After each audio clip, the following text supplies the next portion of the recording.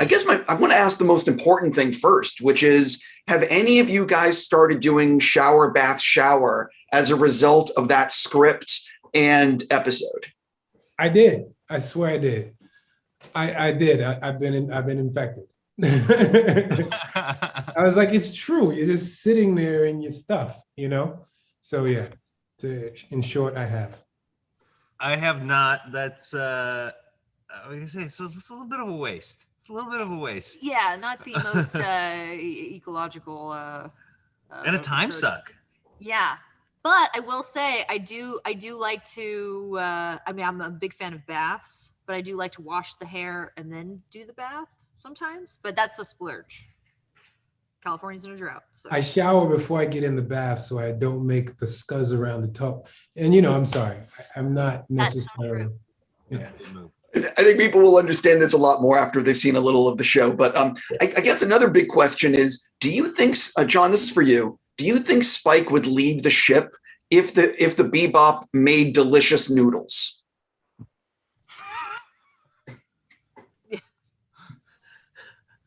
No, it's part of the charm. Part of the charm.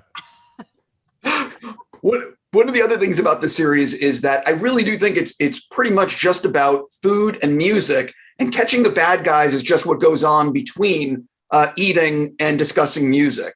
Do you guys agree? I would agree with that.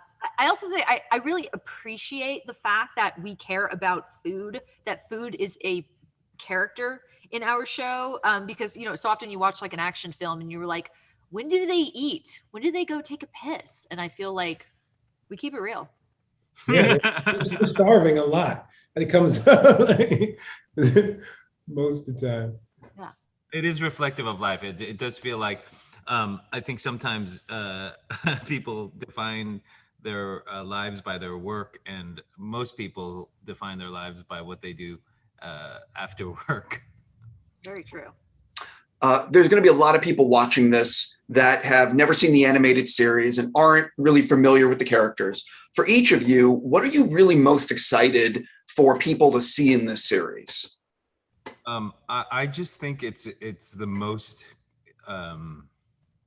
creative, the most unusual world that I personally have seen in cinema, and it's just really visually rich and strange and familiar at the same time, so that there's analog mixed with the future, and I just feel like it's a real visual feast, and I think it's going to be exciting for people who have not been exposed to this world to enter this world and have fun exploring. My hope is that because of the time that we live in, because we're coming out of a pandemic, because things have been stressful, I just really hope that we're able to give a complete 100% escape to people and just have them have fun. Yeah, I'm excited for them to see our relationships in space. I think we have a lot of fun. The chemistry is really obvious. And so, yeah, I'm excited for people to see it on a worldwide scale. I heard that all the department heads, everyone involved, was told, plant as many Easter eggs as you can into the series. So for you guys, were you noticing that on set, that you were like seeing little things? And what things maybe would you like to tease like fans, if you will, on like what they should look out for? Well, it started before we got to set. You want to go, Danny? I would just say pay attention to our fridge and our kitchen. Yes. I mean, pay attention to all the surfaces where there's stuff. But I was just going to say quickly that, you know, the Easter egg started with the outfits, man. There's information all over the outfits. If you look, there's going to be like little dogs, because my character's the black dog. You'll find that on the costume and interesting places. So yeah, I'd say just keep your eye out all over the place, because they literally are all over. Yeah, the most unusual Easter egg I can say is if you can spot the sole of Spike's shoe, you will find some sheet music on his sole. And so that's the level of detail that we're talking about in terms of the department heads and how what fans they were, really.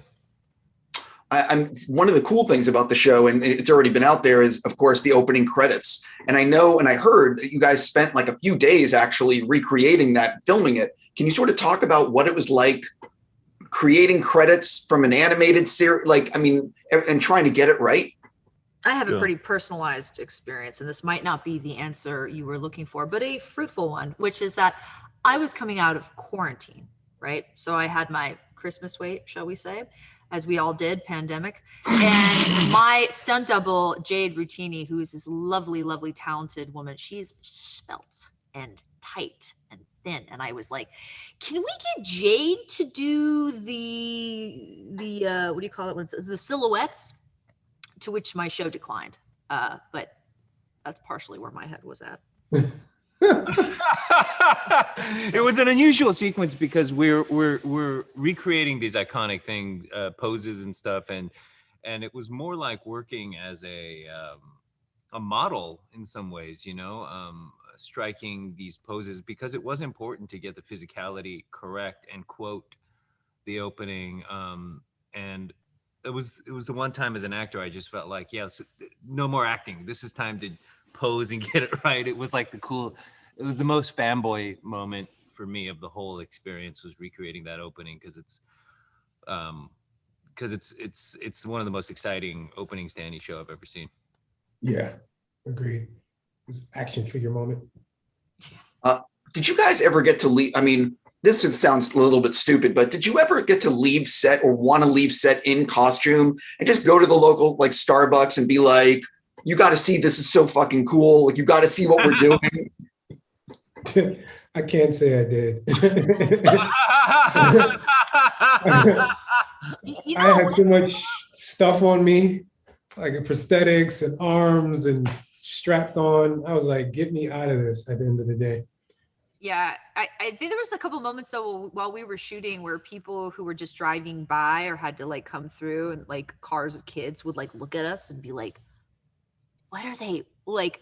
It was fun to watch people walking by try to figure out what was going on. I dug my suit. I won't say that I wanted to wear it after 14 hours of shooting, but it did turn me into a suit guy. Like I'm much more comfortable in a suit now, and I'm like, you know what? There's a reason why these things have been around forever. I think you were a suit guy before, though. You know, I feel like you've always been a suit guy. I feel like I'm gonna be the guy that wears the suit when he gets up and goes to Trader Joe's. That's where I'm headed. Right, t-shirt and a suit, like my dad wore a suit to the beach. Yeah, and rolled up the slacks. I think I pulled a New Yorker. Okay. On that note, I got to stop. I'm just going to say congrats on the series. I really can't wait to finish it, and I hope it's a huge hit. Thank you for your time. Thank you.